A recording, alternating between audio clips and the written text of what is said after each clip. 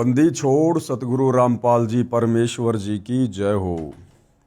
परम पिता परमात्मा सारी सृष्टि के रचनहार कुल मालिक असंख्य ब्रह्मांडों के स्वामी जगत गुरु तीनों लोकों में प्रवेश करके सबका धारण पोषण करने वाले राजाधिराज आत्माधार नाथों के नाथ देवों के देव महादेव सर्वेश्वर महेश्वर मृत्युंजय अजरो अमर आदि अनादि सनातनी प्रभु जगत पिता जगदीश्वर श्री श्री 1008 की उपाधि के वास्तविक अधिकारी अकाल मूरत शब्द स्वरूपी राम वासुदेव सर्वगतम ब्रह्म परम पूज्य प्रथम पूज्य परम संत परम पुरुष परम धनी परम दयालु सत्य कबीर हक्का कबीर अल्लाहु कबीर अल्लाहु अकबर बाखबर अल्लाह ताला जगत के तारणहार जगत के मुक्तिदाता जगत के जगन्नाथ हारे के सहारे हिंदुओं के राम मुसलमानों के अल्लाह सिखों के वाहिगुरु ईसाइयों के मसीह दया के सागर दयानिधि करुणा के सागर करुणानिधि स्वयंभू परिभू संकट मोचन कष्ट हरण मंगल करण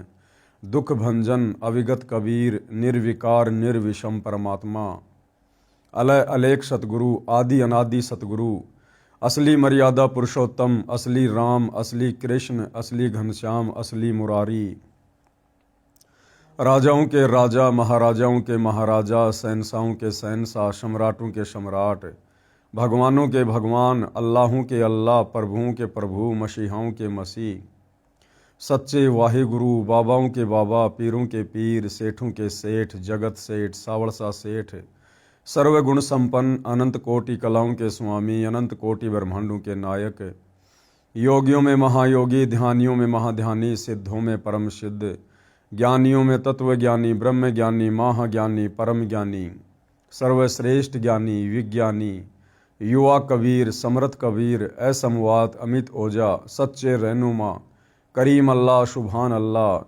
दुनिया के अंतिम पैगंबर 8 सितंबर 1951 से गांव धनाना जिला सोनीपत हरियाणा भारतवर्ष की पावन भूमि पे प्रकट रियल कल की भगवान श्री नारायण साकार हरि श्री बाबा साहेब नूर अनंत परमात्मा सच्चे दरवेश सच्चे बाखबर संत श्रोमणी सतगुरु रामपाल जी परमेश्वर जी के चरण कमल में साध संगति से जुड़े हुए देश विदेश से आप और हम सभी सत्सेवक भाई बहनों का अनंत कोटि दंडवत प्रणाम। सत्साई भाई और बहनों, बहुत बड़ी दया बहुत बड़ी मेहर पूज्य गुरुदेव भगवान की परमेश्वर रामपाल जी की, जिनके शुभ आशीर्वाद से विशेष आशीर्वाद से आप और हम सभी भाई बहनों को विशेषकर हिंदू समाज से जुड़े श्रद्धालुओं को अपने पवित्र हिंदू धर्म के सदग्रंथों के विषय में गीता वेद 18 पुराण उपनिषद मनुस्मृतियाँ और साथ में अध्यात्म को लेकर विशेष तौर पर जानकारी प्राप्त हो रही है, क्योंकि सतगुरु रामपाल जी ने अपने कर कमल से पवित्र पुस्तक हिंदू साहिबान नहीं समझे गीता वेद पुराण इस पुस्तक को लिखकर इसके अंदर अध्यात्म के विषय में वो खजाना डाल दिया है जो खजाना आज से पहले हमारे किसी भी धर्मगुरु ने अपने कर कमल से लिखित पुस्तकों में मुख कमल से किए हुए सत्संगों में कभी किसी को बताया ही नहीं, क्योंकि उन्हें स्वयं अध्यात्म के विषय में कंप्लीट जानकारी नहीं थी। और ये कंप्लीट जानकारी ना होने के चलते सदियों से भगत समाज भक्ति और भगवान से कोसों दूर रहा है, भगवान से मिलने वाले सुखों से वंचित रहा है। मानव जन्म जो पूर्ण मोक्ष प्राप्ति के लिए मिलता है, इस विशेष प्रयोजन से दूर रहा है। हमारे पूर्वज शास्त्र अनुकूल सत साधना ना करने के चलते हमारे धर्म गुरुओं के द्वारा भ्रमित साधना करने के चलते भूत योनि में चले गए, प्रेत योनि में चले गए, पितृ योनि में चले गए, नरक में चले गए, लख 84 योनियों में चले गए। और आज हमारे वही धर्मगुरु और 2 कदम आगे बढ़ाते हुए हमारे से उन पूर्वजों के श्राद्ध निकलवाए जाते हैं, जिस श्राद्ध कर्म को पाखंड पूजा में गिना जाता है। क्योंकि गीता अध्याय 9 श्लोक नंबर 25 श्राद्ध निकालने को पाखंड पूजा कहती है। श्राद्ध निकालने वाले भूत बनते हैं। तो भाइयों और बहनों, अध्यात्म की जानकारी के अभाव में हमारे भ्रमित धर्म गुरु भी मरने के उपरांत अपने अनमोल मनुष्य जीवन को बर्बाद कर गए और लाखों करोड़ों की संख्या में परमात्मा चाहने वाली आत्माओं को भी भक्ति मार्ग की गलत दिशा देकर उनके मनुष्य जीवन को भी बर्बादी की ओर धकेल गए। अब दया करी सतगुरु रामपाल जी ने इस पृथ्वी पर प्रकट होकर हमें सत्य आध्यात्मिक जानकारी दे रहे हैं और हमारे उस बिगड़ते हुए मनुष्य जीवन को संवारने का मौका दे रहे हैं। तो भाइयों और बहनों, सतगुरु रामपाल जी के कर कमल से लिखित पवित्र पुस्तक हिंदू साहिबान नहीं समझे गीता वेद पुराण, इसके ऊपर लगभग 14 वीडियो बन चुके हैं।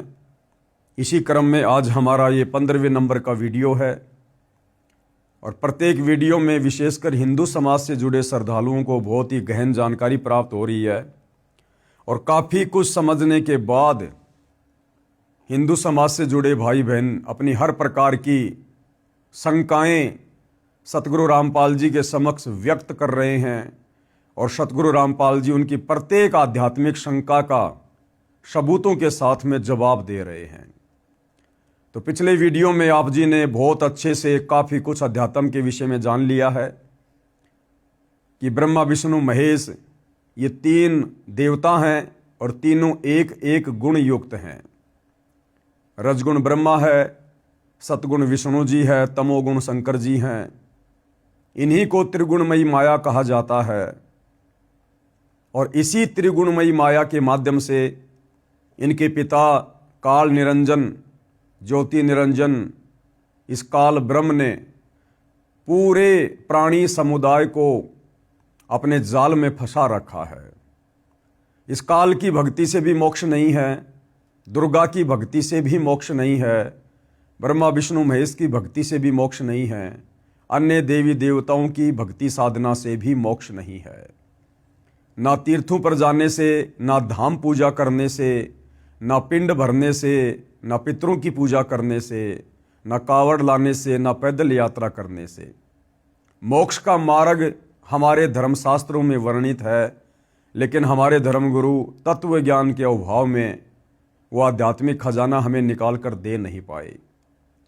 तो बहुत सारी जानकारी होने के बाद धीरे धीरे हिंदू समाज से जुड़े श्रद्धालु आगे से आगे अपनी जिज्ञासा रखते हैं, सवाल करते जा रहे हैं और इसी कड़ी में उनका जो अगला सवाल है सतगुरु रामपाल जी से वो ये है कि पूजा तथा साधना में क्या अंतर है। यानी हिंदू धर्म से जुड़े भाई बहन कह रहे हैं कि आप जी एक तरफ तो कहते हो कि गीता बोलने वाले इस काल ब्रह्म की भक्ति से भी मोक्ष नहीं है, फिर ब्रह्मा विष्णु महेश की भक्ति से भी मोक्ष नहीं है क्योंकि आपने गीता अध्याय 7 श्लोक नंबर 12 से 15, गीता अध्याय 7 श्लोक नंबर 20 और 23 दिखा दिया है। फिर आप जी कहते हैं कि मैं अपने भक्तों को ब्रह्मा विष्णु महेश की भक्ति के मंत्र देता हूँ, दुर्गा का मंत्र देता हूँ। ये बात हमारे समझ में नहीं आई। आप संत रामपाल जी एक तरफ तो कहते हैं कि ब्रह्मा विष्णु महेश की भक्ति से मोक्ष नहीं है, इस ब्रह्म की भक्ति से मोक्ष नहीं है, और फिर आप अपने भक्तों को इनकी भक्ति के मंत्र भी देते हैं। तो ये दोनों बातें कैसे? तो इसके लिए गुरुदेव भगवान हमें समझा रहे हैं कि भाई साधना और पूजा इन दोनों में रात दिन का अंतर है। हम केवल शरीर के कमल में विराजमान इन प्रधान देवताओं की, इन शक्तियों की साधना करते हैं, हम इनकी पूजा नहीं करते। पूजा तो केवल एक परमपिता परमेश्वर की, परम अक्षर ब्रह्म की, सच्चिदानंद घन ब्रह्म की, कबीर देव की करते हैं। बाकी उनकी प्राप्ति के लिए यहाँ की जितनी भी प्रधान शक्तियां हैं उनका ऋण हमारे ऊपर चढ़ चुका है। उनका ऋण उतारने के लिए हम उनके मंत्रों का जाप अपने भक्तों को बताते हैं। तो वो जो मंत्र हैं वो इन देवी देवताओं की साधना है, साधना, ना कि पूजा। अब पूजा और साधना दोनों अलग अलग कैसे हैं, इसको सतगुरु रामपाल जी बहुत सारे उदाहरण देकर समझा रहे हैं। पूजा तथा साधना में अंतर। प्रश्न नंबर 41, हिंदू भाई ने सवाल किया, ये भी कहते हो कि पूर्ण मोक्ष की प्राप्ति के लिए ब्रह्मा, विष्णु, शिव, गणेश तथा देवी और क्षर पुरुष व अक्षर ब्रह्म की साधना करनी पड़ती है। दूसरी ओर ये भी कह रहे हो कि ब्रह्मा, विष्णु, शिव अन्य देवता हैं, क्षर ब्रह्म यानी ये काल, इसकी भी पूजा भक्ति योग्य नहीं है, केवल परम अक्षर ब्रह्म यानी कबीर देव की ही पूजा या भक्ति करनी चाहिए। तो ये दोनों बातें कैसे? तो सतगुरु रामपाल जी पूजा और साधना में अंतर स्पष्ट करते हुए जवाब दे रहे हैं। उत्तर, पहले तो यह स्पष्ट करता हूं कि पूजा तथा साधना में क्या अंतर है। प्राप्य वस्तु की चाह पूजा कही जाती है, यानी जिस वस्तु की हमें चाहत है वह पूजा कही जाती है, तथा उसको प्राप्त करने के प्रयत्न को साधना कहते हैं। जिस प्रकार गुरुदेव ने बताया कि हमें प्यास लगी है और हमें किस चीज की आवश्यकता है, जल की, तो हमने किसको प्राप्त करना है, जल को। अब जल को प्राप्त करने के लिए हमने क्या करना पड़ेगा, हमने हैंडपंप लगाना पड़ेगा। हैंडपंप लगाना पड़ेगा और हैंडपंप लगाने के बाद फिर हमने उस हैंडपंप को चलाना पड़ेगा, बोकी मारनी पड़ेगी। उसके बाद हमें वो इच्छित वस्तु जल प्राप्त होगी। तो ठीक इसी प्रकार पूजा और साधना में अंतर को समझिए। जिस वस्तु को हमने प्राप्त करना है उसकी हमने पूजा करनी है, लेकिन उसको प्राप्त करने के लिए हमने जिन जिन वस्तुओं की आवश्यकता पड़ेगी, जैसे हैंडपंप की, बोकी लगाने की, तो वो साधना है। जब हम हैंडपंप को लगाकर उसको बोकी मारेंगे, उसकी साधना करेंगे, तो हमें वो इच्छित वस्तु जल प्राप्त होगी जिसकी हमें चाहत है। तो हैंडपंप और बोकी साधन है, साधन, और इच्छित वस्तु क्या है, जल। ठीक इसी प्रकार पूर्ण ब्रह्म परमात्मा और उसका सनातन परम धाम सतलोक जो हमें चाहिए, हम पूजा तो करेंगे उस परमपिता परमेश्वर की, लेकिन उनको प्राप्त करने के मार्ग में हमने शरीर में बने हुए जो कमल चक्र हैं और इनमें जो प्रधान देवी देवता हैं, हमने उनकी भी साधना करनी पड़ेगी। 21 ब्रह्मांड के स्वामी काल निरंजन की भी हमने साधना करनी पड़ेगी, ओम नाम की, क्योंकि हम इसके 21 ब्रह्मांड में युगों युगों से रह रहे हैं। हम इसके कर्जवान हो चुके हैं।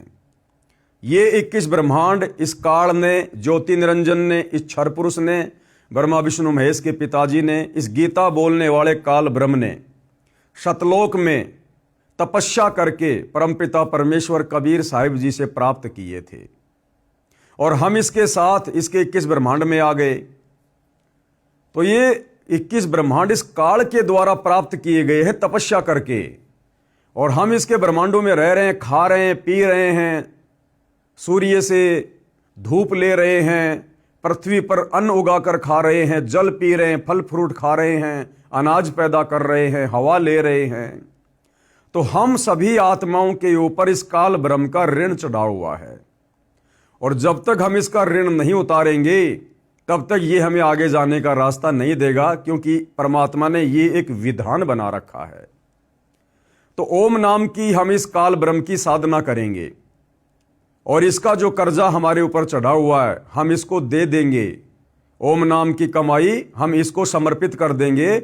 उसके बाद ये काल अपने विधान अनुसार, जो इसने गीता अध्याय 18 श्लोक नंबर 66 में कहा है कि सर्वधर्मान परित्यज्य माम एकम शरणम व्रज अहम तवा सर्व पापे भी मोक्षयामि मा शुचि। कि अर्जुन, जब तुझे वो तत्वदर्शी संत मिल जाए और तुझे सनातन परम धाम की भक्ति मिल जाए, उसके बाद तू मेरे ओम नाम की कमाई और मेरे स्तर के जितने भी धर्म यज्ञ हैं उनकी कमाई तू मुझे समर्पित कर देना। सर्व धर्मान परित्यज्य माम, मुझे दे देना। और एकम शरणम व्रज, उस एक अद्वितीय परमात्मा की शरण में चले जाना, मैं तुझे ऋण मुक्त कर दूंगा। इसलिए भाई और बहनों, पूजा और साधना में अंतर होता है। तो चाहे इस ब्रह्म के ओम नाम का जाप हो, चाहे ब्रह्मा विष्णु महेश का जाप हो, चाहे दुर्गा जी का जाप हो, चाहे गणेश जी का जाप हो, जो सतगुरु रामपाल जी हमें नाम दीक्षा के समय देते हैं, हम केवल इन प्रधान देवी देवताओं की साधना कर रहे हैं, साधना, ना कि इनकी पूजा। पूजा तो हमने एकमात्र परमपिता परमेश्वर कबीर साहिब की करनी है, जो हमारा इष्ट है। तो गुरुदेव भगवान ने कितने अच्छे से समझाया है, जो प्राप्य वस्तु की चाह पूजा कही जाती है, यानी जिस चीज को हमने प्राप्त करना है उसकी चाहत पूजा कही जाती है। तो हमने प्राप्त करना है कबीर साहिब सतलोक, तथा उसको प्राप्त करने के प्रयत्न को साधना कहते हैं। उदाहरण, जैसे हमें जल प्राप्त करना है, ये हमारा प्राप्य है, हमने जल की चाह है। जल की प्राप्ति के लिए हैंडपंप लगाना पड़ेगा। हैंडपंप लगाने के लिए जो जो उपकरण प्रयोग किए जाएंगे, बोकी लगाई जाएगी, यह प्रयत्न है।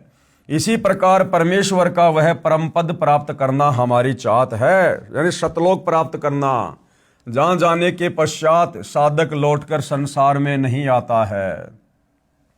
हमारा प्राप्य परमेश्वर तथा उनका सनातन परम धाम है। परमेश्वर कौन? कबीर साहिब। और उनका सनातन परम धाम क्या? सतलोक, जहां जाने के बाद साधक लौटकर संसार में वापस नहीं आता।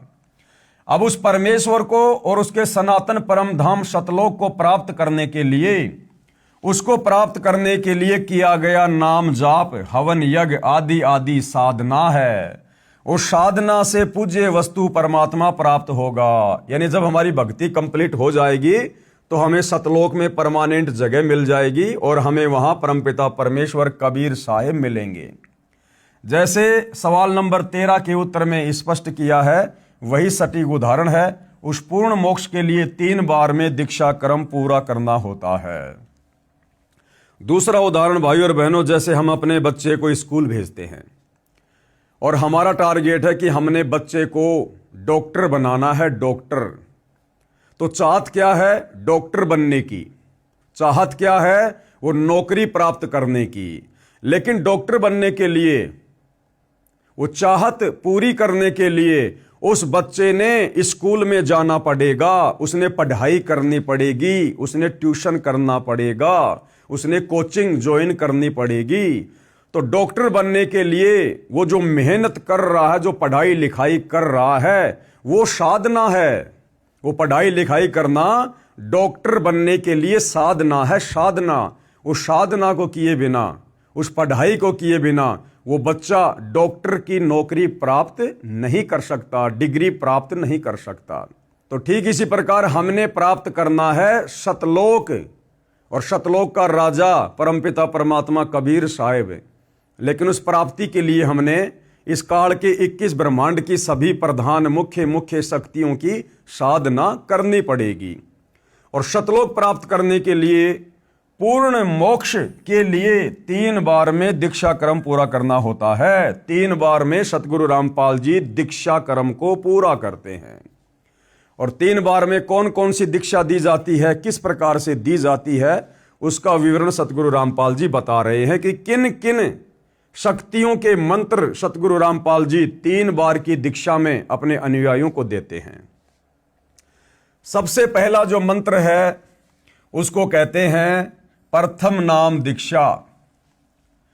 ब्रह्मा, विष्णु, शिव, गणेश और देवी के मंत्रों की साधना दी जाती है। यानी सतगुरु रामपाल जी अपने प्रत्येक भगत को, जब वो सतगुरु रामपाल जी के तत्व ज्ञान युक्त सत्संगों को सुनकर उनसे नाम उपदेश लेने की इच्छा करता है, तो सबसे पहले प्रथम नाम दीक्षा के अंतर्गत उस भगत को, उस साधक को, यहाँ की जो प्रधान शक्तियां हैं जो हमारे शरीर में बने इन कमल चक्रों में विराजमान है, श्री ब्रह्मा जी, श्री विष्णु जी, श्री शिव जी, श्री गणेश जी तथा देवी दुर्गा जी, इनके मंत्रों की साधना दी जाती है, हम सब इनके मंत्रों का जाप करते हैं।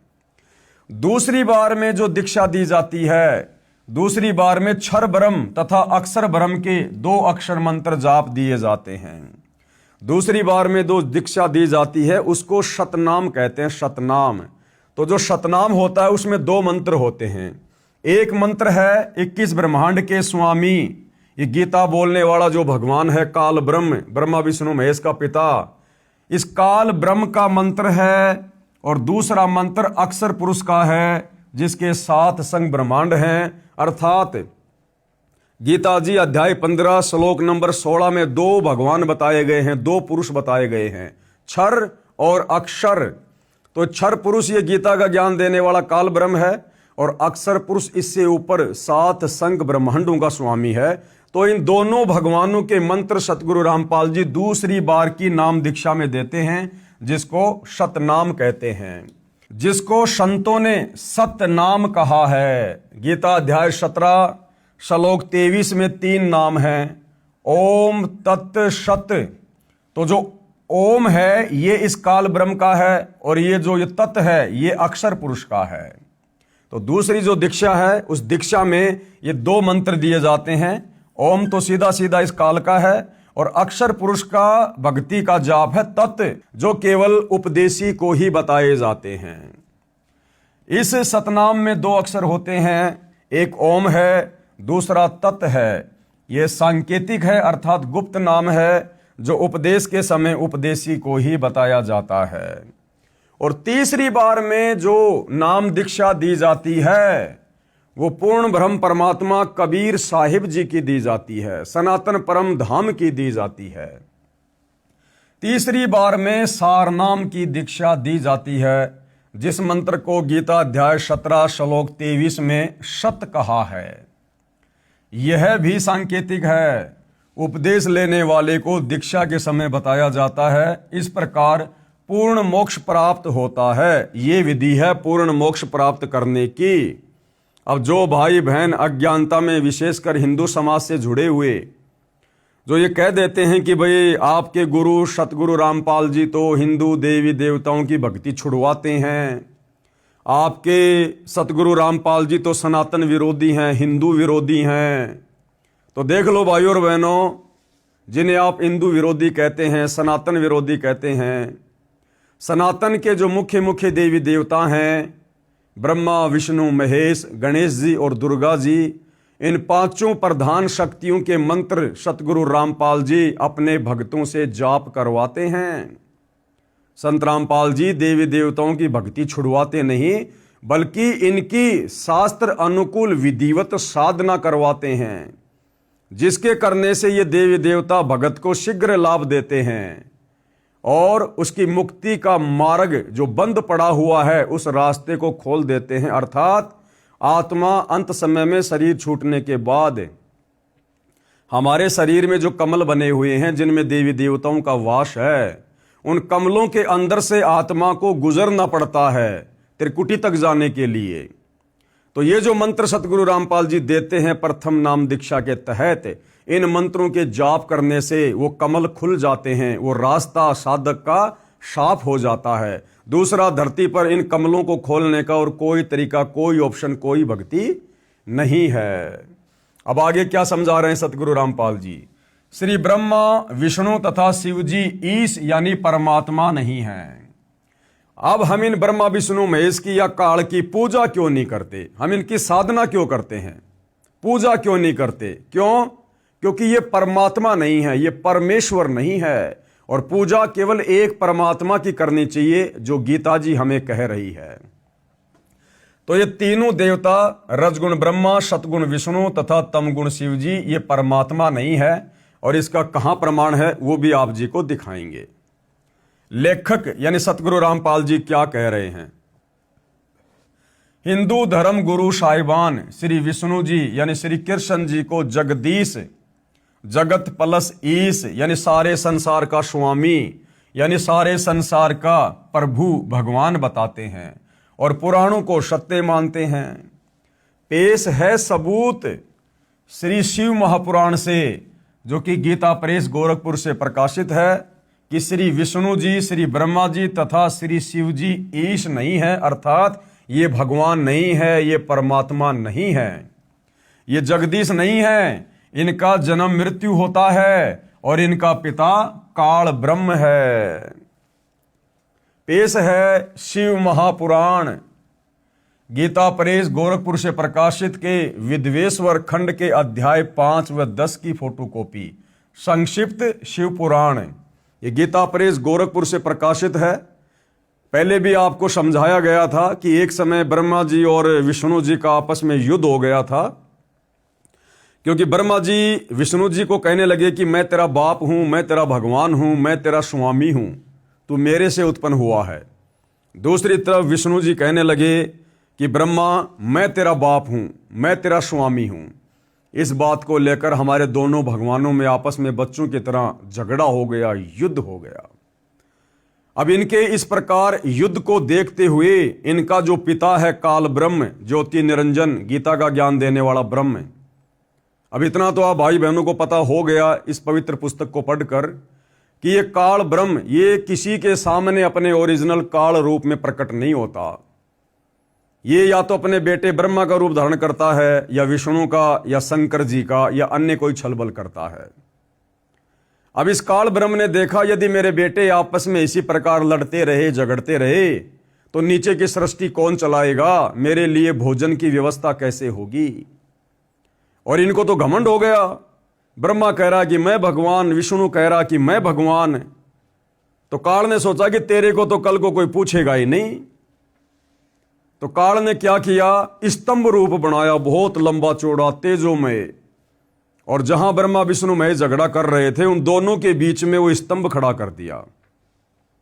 ये जो स्तंभ आप जी देख रहे हैं, ये इस काल ब्रह्म ने स्तंभ खड़ा कर दिया अपनी शक्ति से, तेजोमय। अब ये दोनों देवता आपस में लड़ाई करना तो भूल गए और इस स्तंभ के और छोर को देखने में व्यस्त हो गए कि ये क्या आ गया बीच में अचानक से। इसके और छोर को देखने लगे। इतने में भाई और बहनों वहां पर ये काल ब्रह्म, ये ज्योति निरंजन, गीता का ज्ञान देने वाला क्षर पुरुष अपने बेटे शिव जी का रूप धारण करके वहां प्रकट हो गया और अपनी पत्नी दुर्गा को पार्वती रूप बनाया और कहने लगा कि तुम दोनों भगवान नहीं हो पुत्रों, तुम दोनों भगवान नहीं हो। तुमने कैसे अपने आप को कर्ता मान लिया, ईश मान लिया। तुम्हें तो केवल मैंने एक एक कार्य दिया है, उत्पत्ति का कार्य ब्रह्मा को और स्थिति का कार्य यानी पालन पोषण का कार्य विष्णु को। तुम जो अपने आप को भगवान कह रहे हो ना, ये तो बड़ा अद्भुत है। और कुछ समय बाद इस काल ब्रह्म ने ये जो तेजोमय लिंग है, स्तंभ है, इसको अपने प्राइवेट पार्ट अर्थात लिंग के रूप में परिवर्तित कर दिया। और उसके बाद ब्रह्मा विष्णु महेश को आदेश दिया कि आज के बाद इस मेरे लिंग की पूजा शुरू करो। और ब्रह्मा विष्णु महेश ने उस आदेश की पालना करते हुए उस काल ब्रह्म के प्राइवेट पार्ट लिंग की पूजा कर दी, जो आज आम हिंदू समाज कर रहा है। क्योंकि भाई और बहनों अब आपको पता चल गया है अच्छे से कि ये काल कभी भी अपनी तरफ से मुक्ति का मार्ग जीव को नहीं देता है। मुक्ति का मार्ग मिलता है शास्त्र अनुकूल सत्य साधना करने से, और काल हमें कभी भी शास्त्र अनुकूल सत्य भक्ति नहीं करने देगा। ये नहीं चाहेगा कि कोई भी आत्मा तत्वदर्शी संत की शरण में जाकर शास्त्र अनुकूल सत्य भक्ति धर्म कर्म यज्ञ करके और मेरे 21 ब्रह्मांड से बाहर चली जाए। क्यों? क्योंकि परमपिता परमात्मा कबीर साहिब जी की तरफ से इस काल को एक श्राप लगा हुआ है। इसे प्रतिदिन 1 लाख मानव शरीरधारी स्त्री पुरुषों के सूक्ष्म शरीर में जमा वासना मैल गंध को खाने का श्राप लगा हुआ है। ये रोटी सब्जी नहीं खाता, हलवा नहीं खाता। ये हमारे सूक्ष्म शरीर में जो वासना जमा होती है, यानी पूरे जीवन में इस मनुष्य शरीर में, स्त्री या पुरुष के शरीर में हम जो भी अच्छे बुरे कार्य करते हैं, शराब पीते हैं, नशा करते हैं, बीड़ी जर्दा गुटखा पान मसाला मांस खाना चोरी जारी करना, व्यभिचार करना, गंदी नजर रखना, खट्टा मीठा भोजन खाना, उसका कुछ अंश हमारे सूक्ष्म शरीर में जमा हो जाता है। अब ये सूक्ष्म अंश क्या है? जिस प्रकार भाइयों और बहनों हमने कोई मीठी वस्तु खाई, मान लीजिए हमने आम खाया, आम को जैसे हमने मुंह में लिया बड़ा आनंद आया, लेकिन मुंह से अंदर जाते ही वो आनंद नहीं रहा। तो वो जो आनंद आया था, जो टेस्ट आया था हमें, जो सूक्ष्म था, वो टेस्ट, वो आनंद हमारे सूक्ष्म शरीर में जमा हो जाता है, उसको वासना कहते हैं। और हमारे शरीर छोड़ने के बाद हमारा स्थूल शरीर तो यही रह जाएगा, कोई जमीन में गाड़ देगा, कोई जला देगा, कोई क्या करेगा अंतिम संस्कार के रूप में। लेकिन सूक्ष्म शरीर वो नहीं मरता, और सूक्ष्म शरीर के अंदर पूरे जीवन में हमने जो भी कर्म कुकर्म किए हैं, जैसा भी भोजन खाया है अच्छा या बुरा, जैसा भी नशा किया है, मांस खाया है, उसका अंश जमा होता है। और सूक्ष्म शरीर में ये प्राणी सीधा इस काल ब्रह्म के पास जाता, 21वें ब्रह्मांड में, जहां पर इसने तपतशिला बना रखी है। वहां ये सूक्ष्म शरीर में इस जीव को भून भून के खाता है, उसकी गंध निकालता है, उसकी वासना निकालता है गर्म करके। और जीव वहां पर बड़ा दुखी होता है, बहुत परेशान होता है, लेकिन मरता नहीं है। उसके बाद उस प्राणी को जब उसकी वासना निकल जाती है, काल का भोजन निकल जाता है, उसको अचेत करके धर्मराज के दरबार में भेज देता है, जहां फिर आगे उसका भविष्य निर्धारण होता है, उसकी किस्मत बनती है। वो नरक में जाएगा, स्वर्ग में जाएगा, वापस लक 84 में जाएगा, या कौन सी उसको योनि मिलेगी। तो इस प्रकार से भाइयों और बहनों, ये काल कभी नहीं चाहता कि कोई भी प्राणी मेरे किस ब्रह्मांड में, यहां तक कि इसके तीनों पुत्र ब्रह्मा विष्णु महेश भी सत भक्ति कर लें। ये अपने तीनों बेटे ब्रह्मा विष्णु महेश को भी अध्यात्म के नाम पर भ्रमित रखता है, सच्चा ज्ञान नहीं होने देता। इसलिए ये काल हमें कभी भी सत्य साधना से परिचित नहीं होने देता, क्योंकि हम सब इसका भोजन है यहां पर। तो काल ने हमारे को भक्ति और भगवान के नाम पर और अधिक भटकाने के लिए अपनी प्राइवेट पार्ट लिंग की पूजा जगत में शुरू करवा दी, जो विशेषकर पूरा हिंदू समाज कर रहा है। अब देखते हैं भाइयों और बहनों, हिंदू धर्मशास्त्र से, ये हिंदू धर्मशास्त्र है, ये प्रमाणित है, कोई इसको झुटला नहीं सकता। सदियों से हमारे धर्म गुरु हमें दिखाते आ रहे हैं, पढ़ाते आ रहे हैं, इनकी कथा करते आ रहे हैं। ये शिव महापुराण है, गीता प्रेस गोरखपुर से प्रकाशित है। इसके विद्वेश्वर खंड के अध्याय 5 व 10 की फोटोकॉपी है। ये सचित्र है, ये चित्र आपके सामने है। ये श्री ब्रह्मा जी हैं, ये श्री विष्णु जी हैं। पहले दोनों युद्ध कर रहे थे, बीच में काल ने स्तंभ खड़ा कर दिया। बाद में अपने बेटे शंकर के रूप में खुद प्रकट हो गया, अपनी पत्नी दुर्गा को पार्वती रूप बनाकर उसको प्रकट कर दिया, और फिर इस स्तंभ को अपने प्राइवेट पार्ट लिंग के रूप में चेंज कर दिया, और अपने दोनों बेटों को आज्ञा दी कि आज के बाद जगत में इस लिंग की पूजा करो। तो ब्रह्मा विष्णु महेश के माध्यम से फिर पूरे संसार में ये लिंग पूजा शुरू हो गई। ये आदि अधूरी छोटी घटिया ओछी साधना शुरू हो गई, क्योंकि काल नहीं चाहता कि कोई भी सत्य साधना करके यहां से बाहर निकल जाए। तो ये देखिएगा संक्षिप्त शिव पुराण। पुत्रों, ये काल ब्रह्म अपने बेटे शंकर का रूप धारण करके ब्रह्मा विष्णु महेश के पास आके क्या बोला? पुत्रों, तुम दोनों ने तपस्या करके प्रसन्न हुए मुझ परमेश्वर से सृष्टि और स्थिति नाम 2 ये कृत्य प्राप्त किए हैं। कि भाई ब्रह्मा और विष्णु क्या कह रहा है ये इन दोनों को?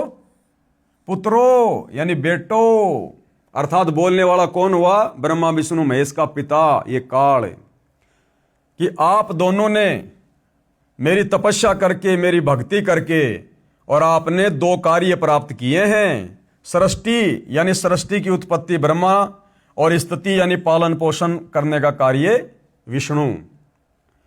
ये दोनों तुम्हें बहुत प्रिय हैं। इसी प्रकार मेरी विभूति स्वरूप रुद्र और महेश्वर में 2 अन्य उत्तम कृत्य संहार और तिरोभाव मुझसे प्राप्त किए हैं। अब देखना भाइयों और बहनों, ध्यान देना कि बोलने वाला कौन है। ये बोलने वाला काल है, ब्रह्मा विष्णु महेश का पिता। देखो, सबसे पहले इसने ब्रह्मा और विष्णु को कहा क्या?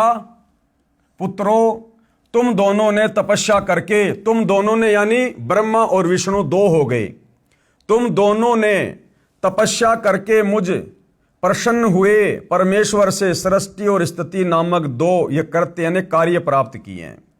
ये दोनों तुम्हें बहुत प्रिय हैं। इसी प्रकार मेरी विभूति स्वरूप रुद्र, रुद्र कौन? शंकर जी, ये तीन हो गए, और महेश्वर ये चार हो गए। तो ये पांचवा कौन है जो बोल रहा है? ये काल है, इनका पिता है, ये ब्रह्मा विष्णु महेश का पिता काल। परंतु अनुग्रह नामक जो कृत्य है दूसरा कोई नहीं पा सकता। रुद्र और महेश्वर अपने कर्म को भूले नहीं हैं, इसलिए मैंने उनके लिए अपनी समानता प्रदान की है। तो यहां पर साफ साफ आप जी ने देखा भाई और बहनों, आपके सामने है, वे रूप वेश कृत्य वाहन आसन और आयुध आदि में मेरे समान ही हैं। मैंने पूर्व काल में अपने स्वरूप भूत मंत्र का उपदेश किया है जो ओकार के रूप में प्रसिद्ध है। ओकार यानी ओम। और गीता अध्याय 8 श्लोक नंबर 13, ये गीता ज्ञान देने वाला काल ब्रह्म क्या कह रहा है कि मेरा तो एक ओम मंत्र है। ओम इति एक अक्षर ब्रह्म व्यवहारण माम अनुस्मरण ये पर्याति तजन देहम सयाति परमाम गतिम। और यहां पर भी ब्रह्मा विष्णु महेश के सामने शिव रूप बनाकर ये काल क्या बोल रहा है कि उपदेश किया है जो ओंकार के रूप में प्रसिद्ध है, यानी ओम के रूप में। वह महामंगलकारी मंत्र है। सबसे पहले मेरे मुख से ओंकार ओम प्रकट हुआ जो मेरे स्वरूप का बोध कराने वाला है। ओंकार वाचक है और मैं वाच्य हूं। यह मंत्र मेरा स्वरूप ही है। अर्थात ओम मंत्र किसका? काल का, ब्रह्म का। तो यहां पर आकर ब्रह्मा विष्णु महेश के बीच में ये कौन ज्ञान दे रहा है? इनका पिता काल ब्रह्म। प्रतिदिन ओंकार का यानी ओम का निरंतर सुमरण करने से मेरा ही सदा सुमरण होता है। मेरे उत्तरवर्ती मुख से अकार का, पश्चिम मुख से उकार का, दक्षिण मुख से मकार का, पूर्ववर्ती मुख से बिंदु का तथा मध्यवर्ती मुख से नाद का प्रकाट्य हुआ। इस प्रकार 5 अवयवों से युक्त ओंकार का विस्तार है। इन सभी अवयवों से एकीभूत होकर वह प्रणव ओम नामक एक अक्षर हो गया। ओम नामक एक अक्षर हो गया। अर्थात ये काल है, ब्रह्म है, जो अपने पुत्र शिव के रूप में ब्रह्मा और विष्णु के बीच में प्रकट हो गया। क्योंकि साफ साफ कह रहा है ये वह प्रणव ओम नामक एक अक्षर हो गया। और गीता अध्याय 8 श्लोक 13 में ये खुद कह रहा है कि मेरा एक ओम मंत्र है। अर्थात ब्रह्मा विष्णु महेश के पिता का नाम काल ब्रह्म है। ब्रह्मा विष्णु महेश के माता पिता हैं, दुर्गा इनकी माता है और पिता इनका ये काल ब्रह्म है। अर्थात ब्रह्मा विष्णु महेश का जन्म काल और दुर्गा के संयोग से, भोग विलास से, शारीरिक संबंध बनाने से, पति पत्नी कर्म करने से हुआ है। तो ब्रह्मा विष्णु महेश का तो जन्म हुआ है, और जो जन्मता और मरता है वो पूजा के योग्य नहीं होता, वो पूजा के योग्य नहीं होता है। इसलिए ब्रह्मा विष्णु महेश की पूजा नहीं की जाती। और ये ब्रह्मा विष्णु महेश ये परमात्मा नहीं है, ईश नहीं है। क्योंकि आपस में इसी बात को लेकर तो इनका युद्ध हो रहा था भाई। आपस में इसी बात को लेकर तो इन दोनों भाइयों की लड़ाई हो रही थी, ये ब्रह्मा जी ये विष्णु जी, कि मैं परमात्मा मैं परमात्मा। तो बीच में इनका पिता काल ब्रह्म आ गया शंकर जी का रूप बनाकर, और उसने क्लियर कर दिया कि तुम्हारे को तो मैंने ड्यूटी दे रखी है, एक एक कार्य दे रखा है। ये जो ब्रह्मा जी है ये काम करेगा सृष्टि का यानी उत्पत्ति का, और विष्णु तेरे को कार्य दे रखा मैंने पालन पोषण करने का। तुम परमात्मा नहीं हो, तुम भगवान नहीं हो। ये क्लियर है भाई और बहनों आप जियों के सामने। अब जब ब्रह्मा विष्णु महेश भगवान नहीं है, परमात्मा नहीं है, तो इनकी पूजा भी नहीं हो सकती है। कृपया पढ़ें प्रमाण के लिए शिव महापुराण श्री वेंकटेश्वर प्रेस मुंबई से प्रकाशित, जिसमें संस्कृत यानी मूल पाठ भी लिखा है, साथ में हिंदी अनुवाद भी किया है। इसके विद्वेश्वर संहिता खंड के अध्याय 5 व 10 की फोटोकॉपी इसी पुस्तक के पेज नंबर 150 पर है, जो हम पहले पढ़ चुके हैं। अब सवाल नंबर है 42। हम चारों वेदों ऋग्वेद, यजुर्वेद, सामवेद तथा अथर्ववेद, श्रीमद् भगवत गीता, 18 पुराणों, महाभारत ग्रंथ तथा श्रीमद् भगवत सुधा सागर को सत्य शास्त्र मानते हैं। यानी पूरा हिंदू समाज इन पवित्र ग्रंथों को तो सत्य मानता ही मानता है। इन्हीं सदग्रंथों को आधार मानकर ज्ञान बताते हैं तथा साधना बताते हैं। श्री कृष्ण उर्फ श्री विष्णु, श्री शिवजी, श्री देवी दुर्गा की पूजा करने को कहते हैं। श्राद्ध करना बताते हैं, देव पूजा करते हैं तथा करवाते हैं। अब वो जो हिंदू भाई है, अब वो सतगुरु रामपाल जी से क्या सवाल कर रहा है कि हम जो हिंदू है ना, हम विशेषकर जो 4 वेद हैं, ऋग्वेद, यजुर्वेद, सामवेद तथा अथर्ववेद, श्रीमद् भगवत गीता, 18 पुराण, महाभारत ग्रंथ तथा श्रीमद् भगवत सुधा सागर को सत्य शास्त्र मानते हैं और इन्हीं सदग्रंथों को आधार मानकर ज्ञान बताते हैं तथा साधना यानी भक्ति बताते हैं। श्री कृष्ण उर्फ श्री विष्णु, श्री शिवजी, श्री देवी दुर्गा जी की पूजा भी करते हैं और श्राद्ध भी निकलवाते हैं और देव पूजा करते हैं तथा करवाते हैं। तो अब सतगुरु रामपाल जी क्या कह रहे हैं? उत्तर, दास यानी संत रामपाल दास बताना चाहता है कि श्रीमद् भगवत गीता अध्याय 16 श्लोक 23-24 में क्या कहा है। गीता जी अध्याय 16 श्लोक नंबर 23 और 24 में साफ साफ कहा है। श्लोक 23 में कहा कि शास्त्र विधि को त्याग कर, शास्त्र क्या है? ये सारे शास्त्र हैं जो अभी नाम बताए गए हैं, चारों वेद, गीता जी, 18 पुराण, श्रीमद् भागवत गीता जी, सुधा सागर, ये सारे शास्त्र हैं। तो गुरुदेव भगवान कह रहे हैं कि गीता क्या कह रही है, गीता बोलने वाला काल ब्रह्म क्या कह रहा है अध्याय 16 श्लोक 23 में कि अर्जुन, शास्त्र विधि को त्याग कर, यानी इन तमाम प्रकार के सदग्रंथों में जिस भक्ति करने का आदेश है उस भक्ति को त्याग कर जो मनमानी भक्ति करते हैं, मनमाना आचरण करते हैं, मनमाने मंत्रों का जाप करते हैं, कहते हैं उनको ना कोई सिद्धि प्राप्त होती है, ना कोई रिद्धि प्राप्त होती है और ना ही मरने के बाद उनकी गति अर्थात मोक्ष होता है।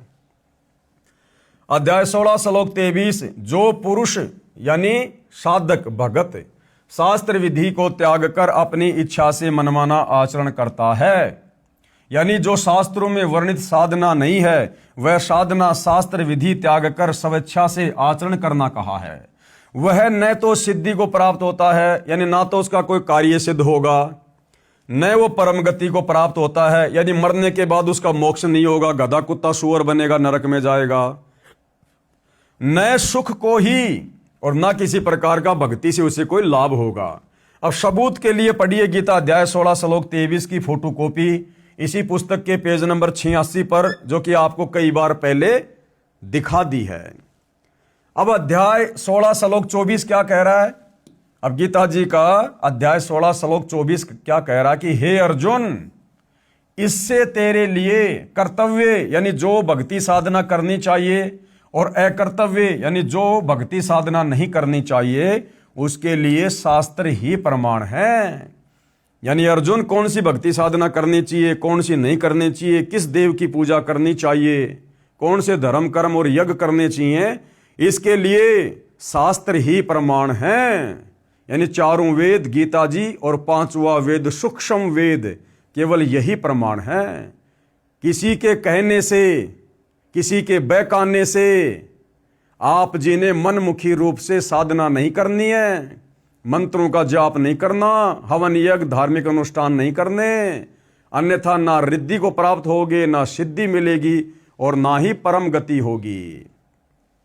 ऐसा जानकर तू शास्त्र विधि से नियत कर्म कर, यानी शास्त्रों में जो भक्ति कर्म करने के लिए आदेश है वही कर, यानी शास्त्रों में जो नहीं लिखा है वह न कर, जो शास्त्रों में वर्णित है यानी लिखा है वही साधना कर। पढ़िए प्रमाण के लिए गीता अध्याय 16 श्लोक 24 की फोटोकॉपी इसी पुस्तक के पेज नंबर 87 पर, जो कि पहले हम पढ़ चुके हैं। अब आगे क्या कहा जा रहा है भाई और बहनों, ध्यान पूर्वक सुनिएगा, क्योंकि विशेषकर हिंदू समाज भाई और बहनों भ्रमित धर्म गुरुओं के कारण सदियों से भ्रमित है। सत्य साधना कभी हमारे को सुंघाई भी नहीं गई, कभी दिखाई भी नहीं गई हमारे को, क्योंकि हमारे नादान धर्मगुरुओं को स्वयं ज्ञान नहीं था और हमारे अंदर सदियों से अज्ञान ठोक दिया गया है। शास्त्र विरुद्ध साधना करवा करवा कर हमें अज्ञानी बना दिया गया है। अब सतगुरु रामपाल जी यानी वह तत्वदर्शी संत प्रमाण दिखा दिखा के, सबूत दिखा दिखा के अपने ही पवित्र धर्मशास्त्रों से हमें जगा रहे हैं, बता रहे हैं। तो भाई और बहनों, हमने थोड़ा ध्यानपूर्वक देखना पड़ेगा, सुनना पड़ेगा, बार बार हमने रिपीटिशन भी करना पड़ेगा, तब जाकर हमारे हृदय में समाएगी। क्योंकि झूठ को, अज्ञान को हमने सदियों से, हजारों लाखों बार सुना, तो वो झूठ हमारे लिए सत्य हो गया।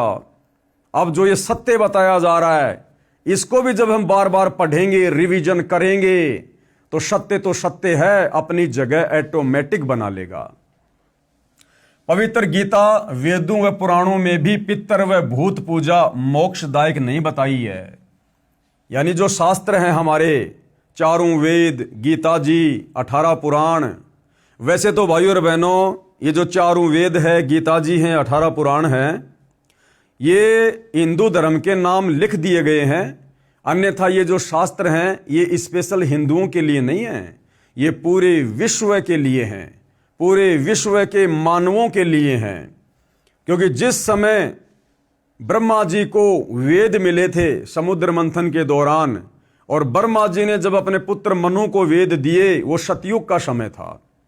और सतयुग में भाइयों और बहनों कोई धर्म नहीं था, कोई जाति नहीं थी। हम इंसान इस कलयुग की तरह आपस में धर्म और जातियों में बटे हुए नहीं थे। हम सभी सनातनी थे। हम सब वेदों के अनुसार भक्ति साधना किया करते थे। उसके बाद जब द्वापर युग के अंत में, यानी कलयुग शुरू होने से लगभग 100 वर्ष पहले, जब महाभारत के मैदान में युद्ध के दौरान श्री कृष्ण जी में प्रेत की तरह प्रवेश करके इस काल ब्रह्म ने ये गीता जी का ज्ञान बोला, तो उस समय भी भाई और बहनों धरती पर अलग से कोई धर्म नहीं था, कोई जातियां नहीं थी, हम सब इंसान थे, मानव थे। तो ये जो ज्ञान है चारों वेदों का और गीता जी का, ये पूरे विश्व के मानव समाज के लिए है। लेकिन हिंदुओं के नाम पर विशेष तौर पर ये ग्रंथ लिख दिए गए, इसलिए बार बार कहना पड़ रहा है कि हिंदू भाई बहन विशेष तौर पर ध्यान दें कि पवित्र गीता वेदों व पुराणों में भी पितर व भूत पूजा मोक्षदायक नहीं बताई है। अब बताओ, यदि हम वेदों की बात भी नहीं मानेंगे, गीता जी की बात भी नहीं मानेंगे, पुराणों की बात भी नहीं मानेंगे, तो भला फिर हमारी मुक्ति होगी कैसे? फिर कैसे हम भक्ति कर पाएंगे? तो ये जितने भी शास्त्र हैं ये भक्ति के आधार हैं। अगर इनके अनुसार हम भक्ति साधना करेंगे तो हम अध्यात्म में सफलता की ओर आगे बढ़ेंगे। इसका प्रमाण दे रहे हैं गुरुदेव। हिंदू श्रद्धालु श्राद्ध करते तथा करवाते हैं, जबकि गीता अध्याय 9 श्लोक 25 में कहा है कि जो पितरों की पूजा करते हैं वे पितरों को प्राप्त होंगे, यानी वो पितरलोक में चले जाएंगे, यानी पितर योनि प्राप्त करके पितरलोक में चले जाएंगे, मोक्ष नहीं होगा। जो भूत पूजते हैं वे भूतों को प्राप्त होंगे, यानी भूत बनेंगे। श्राद्ध करना पितर पूजा तथा भूत पूजा है। 13वीं क्रिया करना, बरसी क्रिया करना, शमशान घाट से शेष बची हड्डियों के अवशेष उठाकर गंगा में प्रवाह करना, वह पुरोहितों से प्रवाह करवाना, आदि आदि सब पितर तथा भूत पूजा है, जिससे मोक्ष नहीं बल्कि दुर्गति प्राप्त होती है।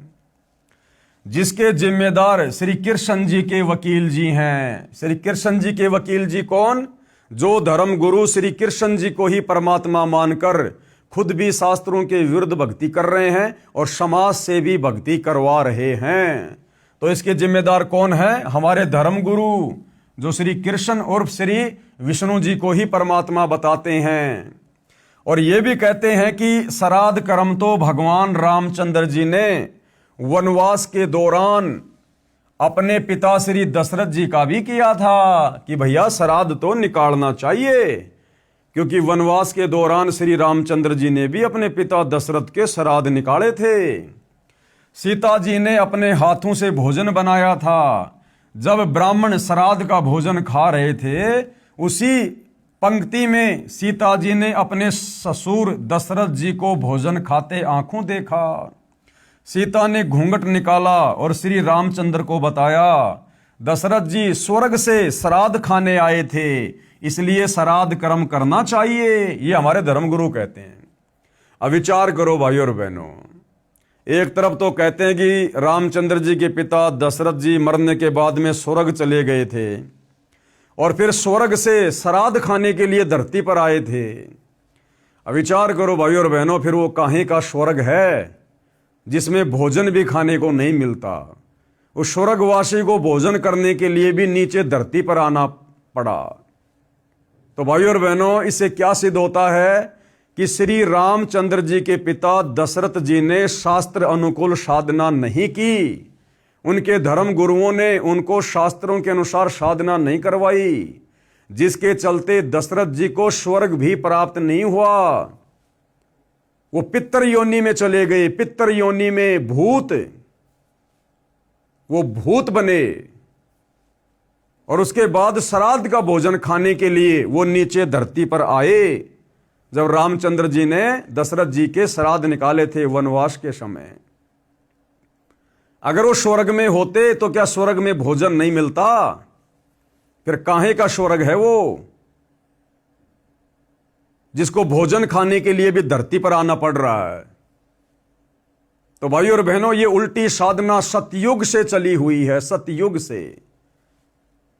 जब आप जी पहले की वीडियो देखेंगे, इस पुस्तक को पढ़ेंगे तो आपको पता चलेगा कि सतयुग की शुरुआत में 1,00,000 वर्ष तक सत्य साधना हुआ करती थी शास्त्रों के अनुसार।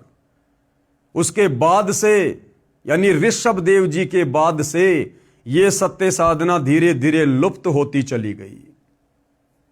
ऋषि मुनि साधु संत महात्मा अपने अपने भक्ति अनुभव समाज में ज्यादा फैलाने लगे, मनमुखी साधना अधिक करवाने लगे। वेदों को पढ़ते अवश्य थे, लेकिन वेदों को समझना कोई बच्चों का काम नहीं है। तत्वदर्शी संत की शरण बिना वेदों के सार को नहीं समझा जा सकता। तो इतने लंबे समय से भाइयों और बहनों, हमारे पूर्वज जो शरीर छोड़ते थे वो शास्त्र विरुद्ध साधना करने के चलते कोई तो भूत योनि में जाता था, कोई प्रेत योनि में जाता था, कोई पितर योनि में जाता था। अर्थात ये योनियां भी 84 लाख योनियों के अंतर्गत आती हैं, प्रेत योनि, पितर योनि और भूत योनि। तो हमारे धर्मगुरु हवाला देते हैं फिर श्राद्ध का समर्थन करते हुए कि ये श्राद्ध तो रामचंद्र जी ने वनवास के दौरान अपने पिता दशरथ के भी निकाले थे, हमें भी निकालने चाहिए। अरे भैया, श्री रामचंद्र जी ने तो अपनी गर्भवती पत्नी को अयोध्या से भी निकाल दिया था, तो क्या आज हम सभी हिंदू भाई बहनों को भी अपनी अपनी गर्भवती पत्नियों को घर से बाहर निकाल देना चाहिए क्या? श्री रामचंद्र जी ने तो अपनी धर्मपत्नी सीता की अग्नि परीक्षा भी ली थी, तो क्या हम भी जला दें अपनी अपनी पत्नियों को? कहने का मतलब है ये कोई तुक नहीं बनता है अपनी बात को ऊपर रखने का। अब सतगुरु रामपाल जी क्या जवाब दे रहे हैं? इन्होंने, किन लोगों ने? हमारे ज्ञानहीन धर्म गुरुओं ने, श्री कृष्ण जी के वकीलों ने। इन्होंने यानी शास्त्र विधि त्याग कर मनमाना आचरण करने व करवाने वालों ने ही दशरथ जैसी नेक आत्माओं को गलत साधना करने के लिए प्रेरित करके भूत व पितर बनवाया। फिर वह श्राद्ध ही खाएगा, उसे स्वर्ग के पकवान कहां से मिलेंगे या मोक्ष कहां से मिलेगा? गीता में चारों वेदों वाला ज्ञान संक्षिप्त में कहा है। गीता अध्याय 9 श्लोक 25 में श्राद्ध और पिंड दान आदि कर्मकांड को गलत कहा है। अरे हमारी गीता जी हिंदुओं का सर्वश्रेष्ठ शास्त्र, जिसको हम सिरोधार्य मानते हैं, नित्य जिसका पाठ करते हैं, ये गीता जी खुद मना कर रही है कि भैया श्राद्ध मत निकालो। श्राद्ध निकालोगे तो भूत बनोगे, भूत अपने पूर्वजों के पास जाओगे।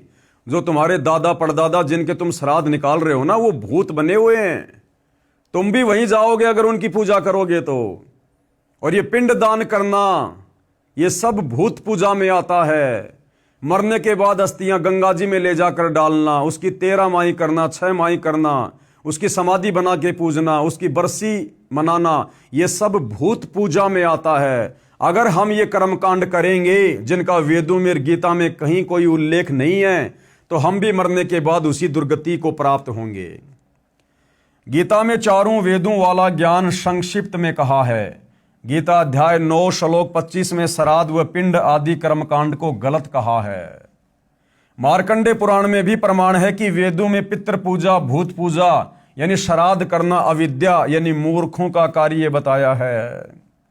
अब बताओ, एक तरफ तो हम अपने आप को हिंदू कहते हैं और हिंदुओं का सर्वश्रेष्ठ ग्रंथ गीता जी, हम गीता जी की भी बात नहीं मान रहे, हम गीता जी के अनुसार भी साधना नहीं कर रहे, तो काहे के तो हम हिंदू हैं भाई, और काहे के फिर हम धार्मिक व्यक्ति हैं।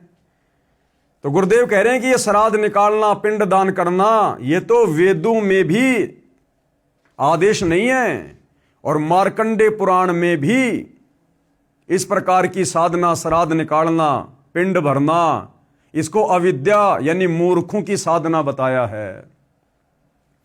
पेश है प्रमाण के लिए गीता अध्याय 9 श्लोक 25 की फोटोकॉपी। अब गीता जी क्या कह रही है? यान्ति देवव्रता देवान पितरन यान्ति पितृव्रता भूतानि यान्ति भूतेजा यान्ति मद्या जिनय अपि माम। क्या कहा जा रहा है? देवताओं को पूजने वाले देवताओं को प्राप्त होंगे, यानी देवताओं की पूजा करने वाले देवताओं के लोक में जाएंगे, उनके नौकर बनेंगे और मरने के बाद फिर गधे कुत्ते सूअर बनेंगे, क्योंकि देव पूजा करने वालों का मोक्ष नहीं है। क्योंकि गीता अध्याय 7 श्लोक नंबर 12 से 15 और गीता अध्याय नंबर 7 श्लोक नंबर 20 और 23 ब्रह्मा विष्णु महेश की पूजा और अन्य देवताओं की पूजा करने वालों को अल्प बुद्धि वाला, मंद बुद्धि कह रहा है। तो देवताओं की पूजा करने वाले कहां जाएंगे? देवताओं के लोक में, अर्थात मोक्ष नहीं हुआ। और पितरों को पूजने वाले पितरों को प्राप्त होंगे, जो भूत बने हुए हैं हमारे पूर्वज, जिनकी हम श्राद्ध निकालते हैं, समाधि पूजते हैं, वो पितर हैं। अब इन पितरों को पूजने वाला कहां जाएगा? उन पितरों के पास जाएगा जो पहले से महादुखी हैं। और भूतों को पूजने वाले भूतों को प्राप्त होंगे।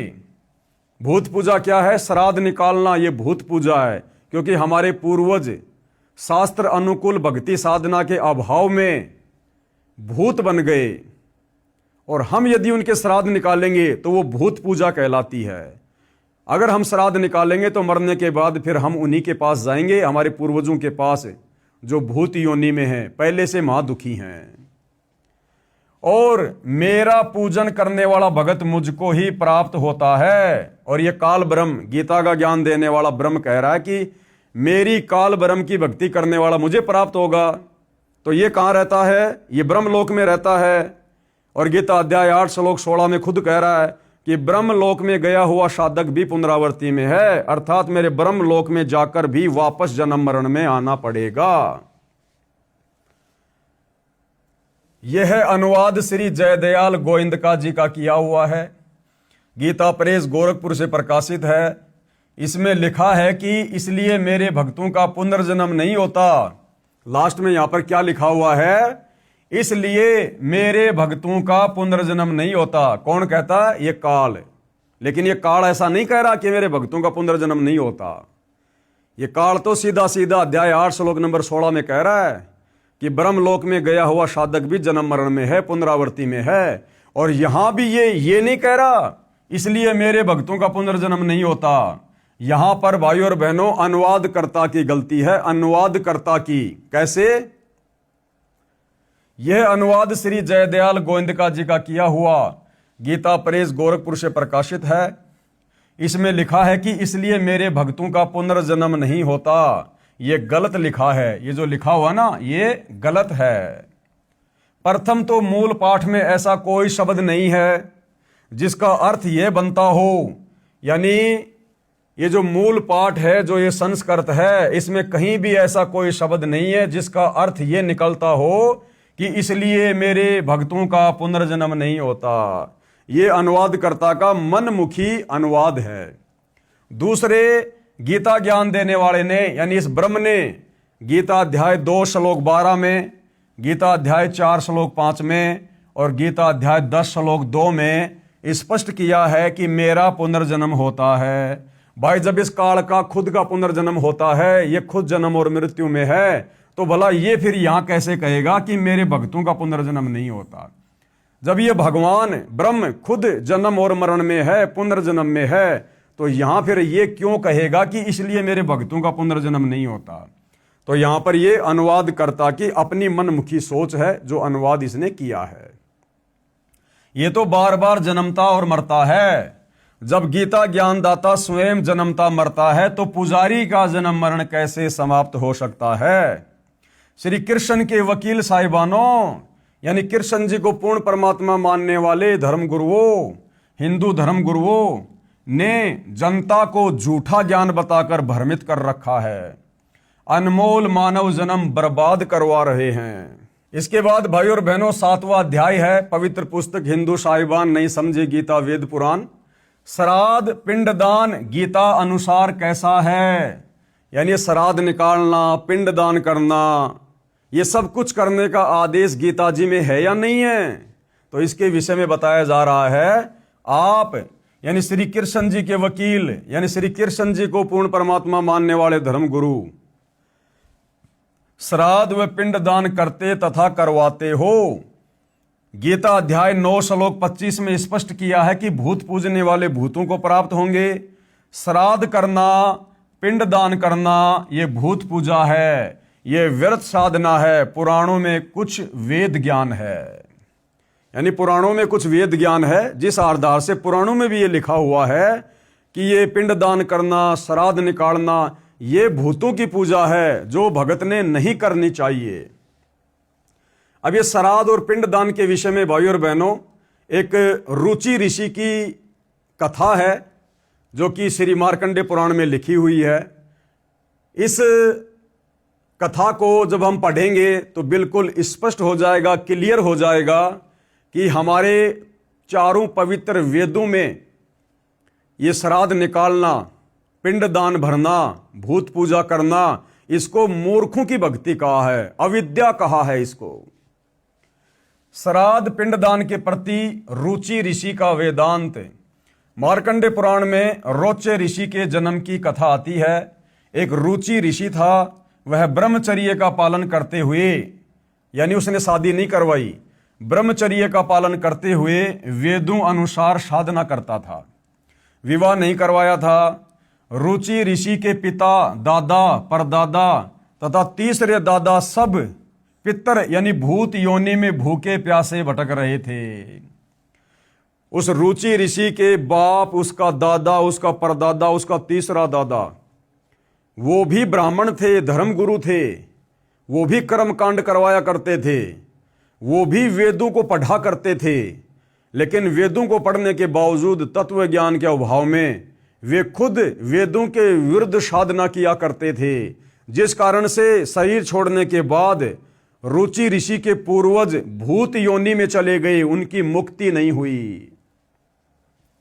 एक दिन उन चारों ने रुचि ऋषि को दर्शन दिए तथा कहा कि बेटा, आपने विवाह क्यों नहीं किया? विवाह करके हमारे श्राद्ध करना। रुचि ऋषि ने कहा कि हे पितामहो, अब रुचि ऋषि ने अपने पूर्वजों को क्या कहा कि हे मेरे पूर्वजों, मेरे पितामहो, वेद में इस श्राद्ध आदि कार्य को अविद्या कहा है, यानी मूर्खों का कार्य कहा है श्राद्ध निकालना।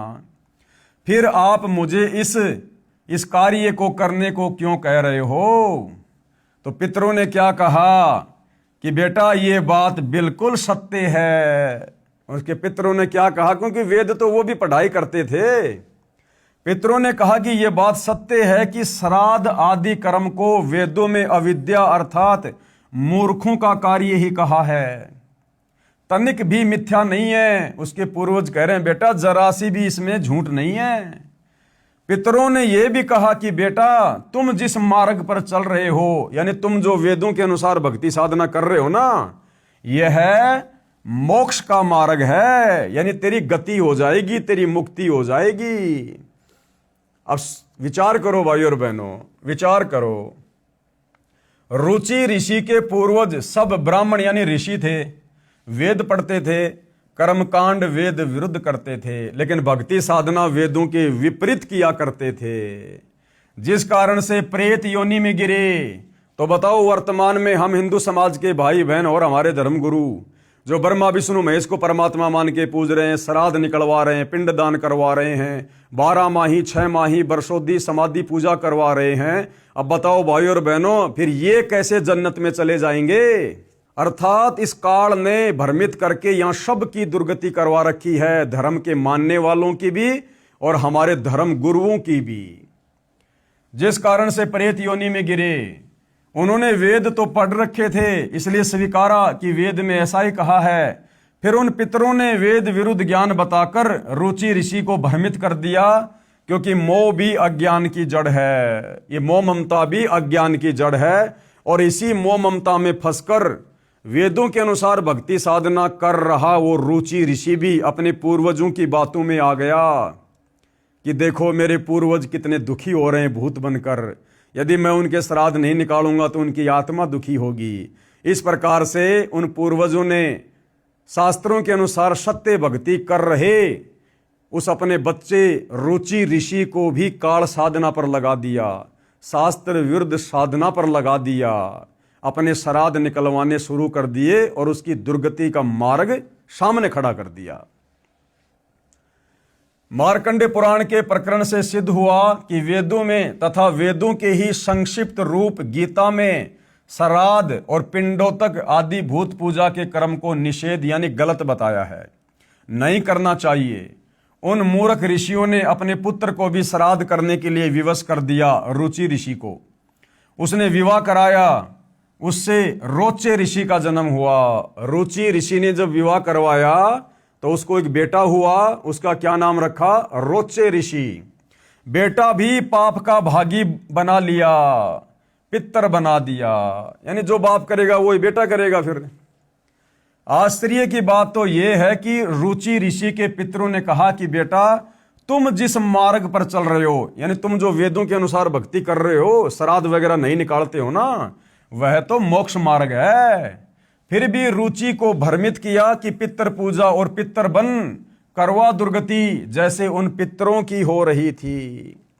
रुचि सही मार्ग पर था, उसे भी नरक का भागी बना दिया। ऐसे कर्म हैं इन हिंदू धर्म गुरुओं के। धिक्कार है ऐसे लोगों को जो मानव जाति को भ्रमित करके उनका अनमोल मानव जीवन नष्ट करवा रहे हैं, स्वयं भी दुर्गति को प्राप्त हो रहे हैं। पेश है प्रमाण के लिए संक्षिप्त मार्कंडे पुराण के अध्याय रोचे मनु की उत्पत्ति कथा से संबंधित प्रकरण की फोटोकॉपी। अब ये सारी बातें भाई और बहनों अपनी तरफ से नहीं बोली जा रही, अपनी तरफ से सतगुरु रामपाल जी एक शब्द भी नहीं बोलते हैं। जो बातें उन्होंने कही है हर एक बात का प्रमाण हमारे हिंदू धर्म के पवित्र धर्म शास्त्रों से दे रहे हैं, वो चाहे वेदों के श्लोक हों, चाहे गीता जी के श्लोक हों, चाहे 18 इन पुराणों में से कोई कथा हो। तो ये जो बात अभी उन्होंने कही है रुचि ऋषि के विषय में, ये संक्षिप्त मार्कंडे पुराण में लिखी हुई है, जो 18 पुराणों में से एक है। रोचे मनु की उत्पत्ति कथा। अब देखिएगा, मार्कंडे जी कहते हैं ब्रह्मन पूर्व काल की बात है, प्रजापति रुचि ममता और अहंकार से रहित इस पृथ्वी पर विचरते थे। उन्हें किसी से भय नहीं था, वे बहुत कम सोते थे। उन्होंने न तो अग्नि की स्थापना की थी और न ही अपने लिए घर ही बना रखा था। वे एक बार भोजन करते और बिना आश्रम के ही रहते थे। उन्हें सब प्रकार की आसक्ति से रहित एवं मुनिवर्ती से रहते देख उनके पितरों ने उनसे कहा, उस रुचि ऋषि को वेदों के अनुसार सत साधना करते हुए देखकर उसके उन भूत बने हुए उन पूर्वजों ने, उन पितरों ने क्या कहा? पितर बोले, बेटा विवाह स्वर्ग और अपवर्ग का हेतु होने के कारण एक पुण्य कर्म कार्य है, उसे तुमने क्यों नहीं किया? गृहस्थ पुरुष यानी शादीशुदा व्यक्ति समस्त देवताओं, पितरों, ऋषियों और अतिथियों की पूजा करके पुण्यमय लोकों को प्राप्त करता है। अरे नादानो, फिर तुमने क्यों नहीं प्राप्त किए वो पुण्यमय लोक? तुम भी तो वही साधना किया करते थे देवी देवताओं की, फिर तुम्हें वो पुण्यमय लोक प्राप्त क्यों नहीं हुए? तुम क्यों भूत बने हुए फिर रहे हो? वह स्वाहा के उच्चारण से देवताओं को, सवधा के शब्दों से पितरों को तथा अन्नदान आदि से भूत आदि प्राणियों एवं अतिथियों को उनका भाग समर्पित करता है। बेटा, हम ऐसा मानते हैं कि गृहस्थ आश्रम को स्वीकार न करने पर तुम्हें इस जीवन में कलेश पर कलेश उठाना पड़ेगा तथा मृत्यु के बाद और दूसरे जन्म में भी कलेश ही भोगने पड़ेंगे। यानी उल्टा ज्ञान दे रहे हैं वो पितर कि बेटा, अगर तू शादी नहीं करवाएगा तो इस जन्म में भी कलेश पे कलेश होंगे और अगले जन्मों में भी तेरे जीवन में दुख ही दुख ही होंगे, कलेश ही कलेश होंगे। रुचि ने क्या कहा कि हे पितृगण, परिग्रह मात्र ही अत्यंत दुख एवं पाप का कारण होता है। रुचि ऋषि ने क्या कहा कि हे मेरे पितरों, मेरे पूर्वजों, परिग्रह मात्र यानी शादीशुदा जीवन ही सबसे ज्यादा दुख और ये कलेश का कारण होता है तथा उससे मनुष्य की अधोगति होती है। यही सोचकर मैंने पहले स्त्री संग्रह नहीं किया, यानी शादी नहीं की। मन और इंद्रियों को नियंत्रण में रखकर जो यह आत्म संयम किया जाता है वह भी परिग्रह करने पर मोक्ष का साधन नहीं होता। ममता रूप कीचड़ में सना हुआ होने पर भी यह आत्मा को परिग्रह शून्य चित्त रूपी जल से प्रतिदिन धोया जाता है, वह श्रेष्ठ प्रयत्न है। जितेंद्रिय विद्वानों को चाहिए कि वे अनेक जन्मों द्वारा संचित कर्म रूपी पड़ में सने हुए आत्मा का सदा सना रूपी जल से प्रक्षालन करें। पितर बोले, बेटा, जितेंद्रिय होकर आत्मा का प्रक्षालन करना उचित ही है, किंतु तुम जिस पर चल रहे हो वह मोक्ष का मार्ग है। उस रुचि ऋषि के पितर क्या कह रहे हैं कि बेटा, जिस मार्ग पर तुम चल रहे हो ना वह मोक्ष मार्ग है। ये है वो रुचि ऋषि और ये है उसके वो पूर्वज जो शास्त्रों के विरुद्ध साधना करके भूत बने हुए हैं। तो ये क्या कह रहे हैं सारे के सारे रुचि ऋषि को कि बेटा, जिस मार्ग पर तुम चल रहे हो ना, जो वेदों के अनुसार साधना कर रहे हो, ये तो मोक्ष मार्ग है, वह मोक्ष मार्ग है। किंतु फलेच्छा रहित दान और शुभाशुभ के उपभोग से भी पूर्वकृत अशुभ कर्म दूर होता है। इसी प्रकार दया भाव से प्रेरित होकर जो कर्म किया जाता है वह बंधन कारक नहीं होता। फल कामना से सहित कर्म भी बंधन में नहीं डालता। पूर्व जन्म में किया हुआ मानवों का शुभाशुभ कर्म सुख दुखमय भोगों के रूप में प्रतिदिन भोगने पर ही क्षीण होता है। इस प्रकार विद्वान पुरुष आत्मा का प्रक्षालन करते हैं और उनकी बंधनों से रक्षा करते हैं। ऐसा करने से वह अविवेक के कारण पाप रूपी कीचड़ में नहीं फंसता। रुचि ने पूछा, पितामहो, वेद में कर्म मार्ग को अविद्या कहा है, फिर क्यों आप लोग मुझे उस मार्ग में लगाते हैं?